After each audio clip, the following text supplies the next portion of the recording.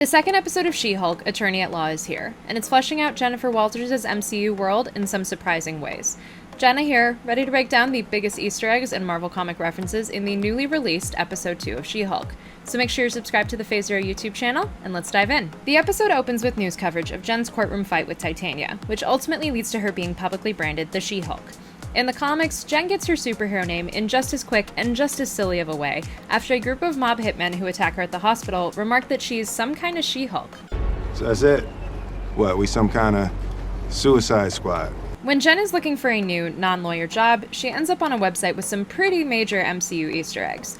There's a headline asking about a giant man in the ocean, finally proving that we didn't collectively hallucinate the plot of Eternals and that giant celestial sticking out of the ocean. And another headline refers to a man with metal claws causing a bar fight, which I'm just gonna assume is a reference to Wolverine, until Kevin Feige probably tells us otherwise. During a delightfully awkward family dinner, we meet Jen's father, Morris Walters, portrayed by Perfect Strangers alum Mark Lynn Baker. In the comics, Morris is the sheriff of the Los Angeles Police Department who starts to see She-Hulk as a public menace, completely unaware of the fact that she's his own daughter. He eventually learns the truth and reconciles with Jen, and he later starts dating her best friend, Golden Age superhero Louise Mason. The episode introduces us to Jen's new law firm, GLK&H, which actually was already name-dropped in the first season of Agent Carter. Hi, that's Mary. She's legal secretary at Goodman, Kurtzberg, and Holloway. Introduced in the 2004 She-Hulk run, the partners of the firm pay tribute to Marvel's roots. The G stands for original publisher Martin Goodman, the L stands for Stan Lee Lieber, and the K stands for Jack Kirby Kurtzberg.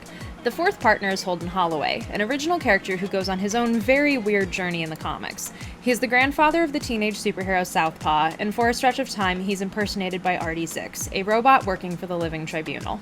GLK&H's ties to Marvel don't stop there, as the firm boasts a back issues basement filled with every Marvel comic available, which, thanks to the Comics Code Authority seal, they can use as legal documents in cases. We very briefly see an office of back issues when Jen is shown around the office, so here's hoping they'll find a way to use that in an equally weird way on screen. One of Jen's new coworkers at GLK&H is Augustus Pug Pugliese, a nightclub bouncer turned lawyer whose life is changed after a chance encounter with Spider-Man. In the comics, Pug becomes one of Jen's closest friends and roommate, which becomes very complicated when he realizes that he has a very unrequited crush on her. We'll have to wait and see if Pug and Jen have a similar dynamic on screen, or if Pug can stay 10 steps ahead of his feelings. I'm 10 steps ahead of you and you haven't even figured out what game we're playing yet. Towards the end of the episode, as Jen tells Bruce she's going to take on the Abomination's parole case, we get two very long-awaited bits of Hulk lore.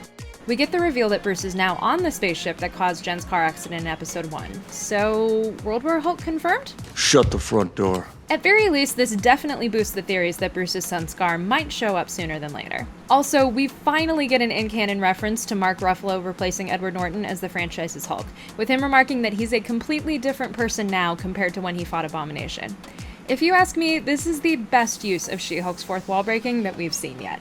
And finally, the episode ends with news reports about Abomination and Wong's cage match, confirming that the series takes place pretty soon after the events of Shang-Chi, at least depending on how quickly that footage managed to go public. She-Hulk Episode 2 is a delightful and satisfying establishing of Jen Walters' new status quo, both as a high-profile lawyer and as a very reluctant superhero. If this foundation is any indication, we're in for a lot more fun and a lot of very deep pulls from Marvel lore in future episodes. What did you think of She-Hulk Episode 2? Do you have a favorite Easter egg from the episode? Share your thoughts in the comments below, tweet them my way at HeyIsJennaLynn, and don't forget to subscribe to the Phase Zero YouTube channel for all your latest Marvel updates.